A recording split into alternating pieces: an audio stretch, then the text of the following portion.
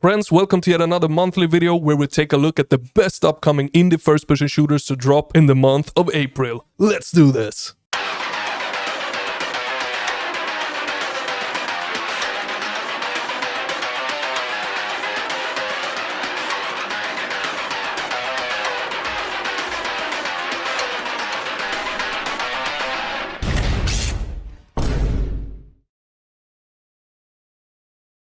Starting this video off, we got one that looks like it might be able to give off a few scares here and there. Even though I jump easier than my 5-year-old daughter sometimes, just sometimes it is actually worth suffering through it to experience something truly atmospheric, fun and exciting. Jack Holmes' Master of Puppets almost looks to me like it might be worth it. I can't deny it, I absolutely love horror-themed theme parks, and this is exactly that. I can't really put my finger on why I love it, but there's something about that joyful feeling mixed in with horror. I love it. I love it.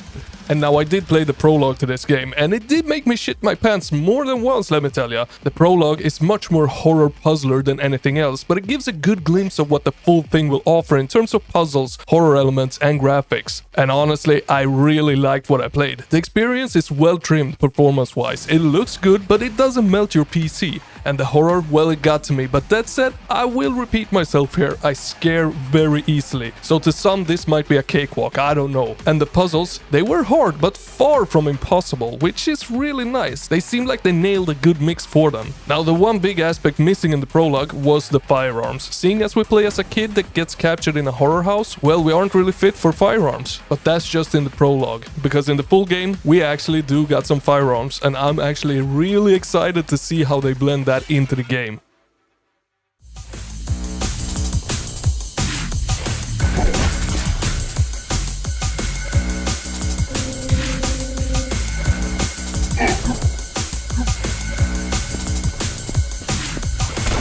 Round 1.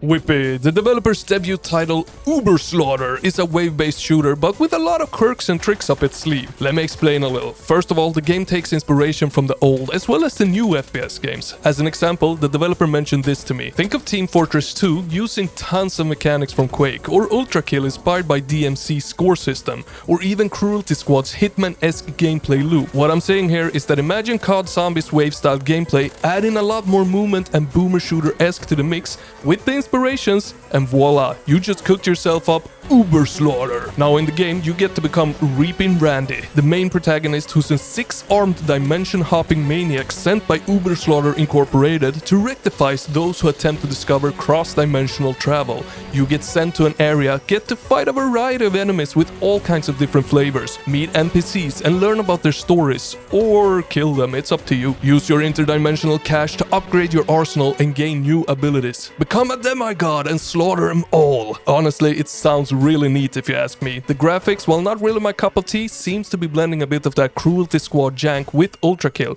which I know will appeal some of you out there. So are you ready to grow 6 arm and take down all of those who try to discover cross-dimensional travel? I know that I am.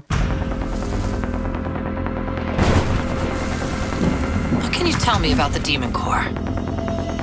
There was an incident. All right, find that suit, secure the Demon Core, prevent a global catastrophe.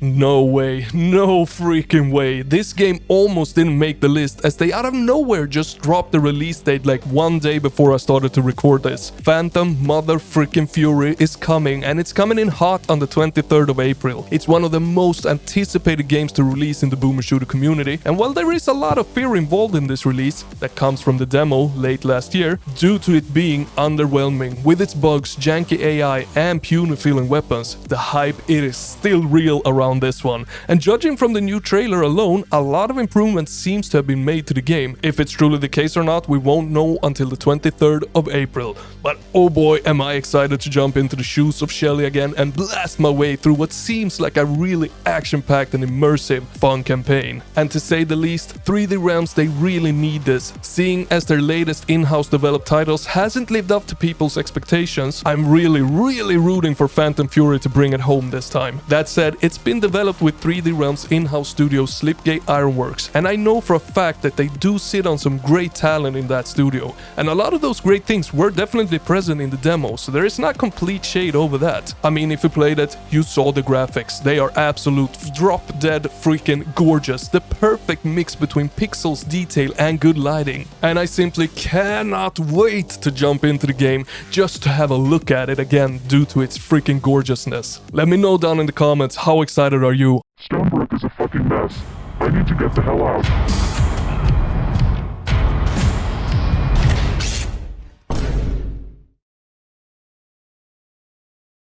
Now this is a unique looking one to say the least. Created by DOSman Games, Concrete Visions sets out to not be that super fast-paced boomer shooter, but more in the style of Condemned Criminal Origins or a slower survival horror-esque game. Now while I'm not the biggest of fan when it comes to its visuals, it still boasts an interesting dark look created with photo-sourced lo-fi textures that I believe can in many ways bring an interesting atmosphere to the game, just like Apocalyptic Vibes, one of my all-time favorite GC Doom games, and this is not a GC Doom game, just to be clear. But I will leave my review for Apocalyptic Vibes down in the pinned comments, so don't miss that one. Now Concrete Visions doesn't focus on firearms for its primary source of combat. This one is more about methodical melee combat, although firearms they are present in the game in the form of a pistol and a shotgun.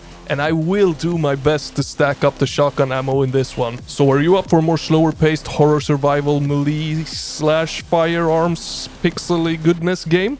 Let me know down in the comments.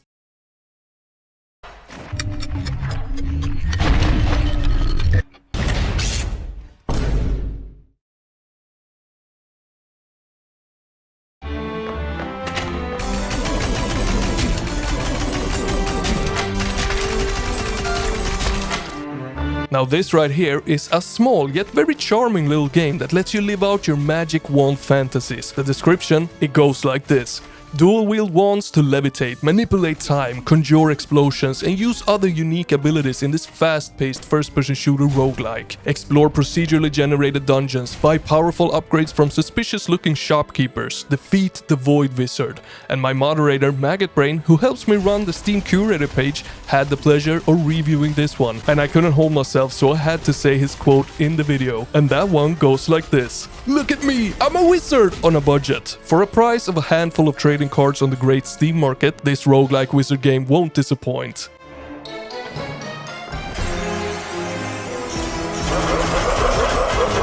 Meaning, it seems to be a nice little game with a fair price point. I'm down for it.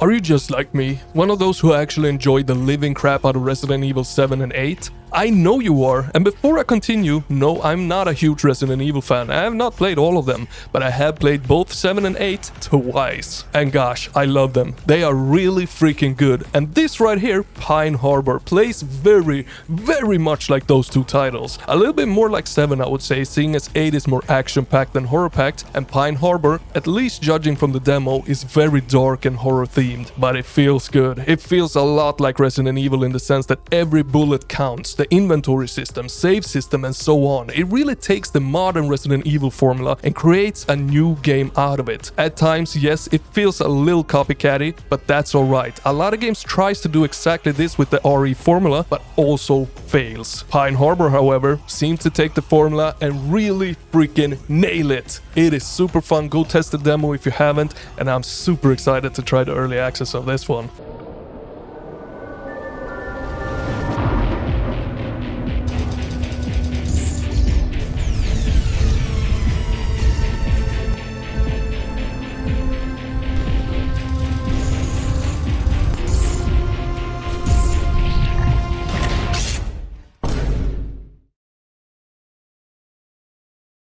Now, Virvius is a Quake love letter that has shown a lot of promise for years now. I've actually had this in my library since early 2023 thanks to the developer, and with that I have streamed the game and followed its development very closely, and it finally seems like it's about to release into early access for real this time. However, about half a year ago I tried it out again. While the art style is really good, the other aspects of the game was really lacking. I mean, a lot of the feedback in the enemies were just not there, and at times it was really hard even seeing the enemies due to the graphical style and the enemies blending in too well with the rest. And the audio also needed a lot of work. Everything just sounded so low quality, and today I've yet again jumped into the game, which is the footage that you are seeing right here right now. And it actually really pains me to say this, but the overall feel of the game, while better, still isn't good.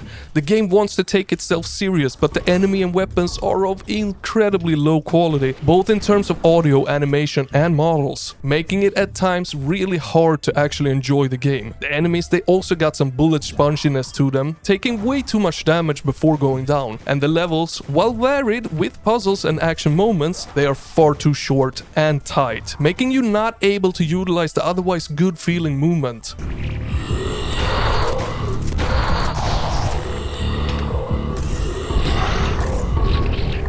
And I really want to like this game so bad, but I honestly just don't. Don't forget to hit that subscribe and don't miss these.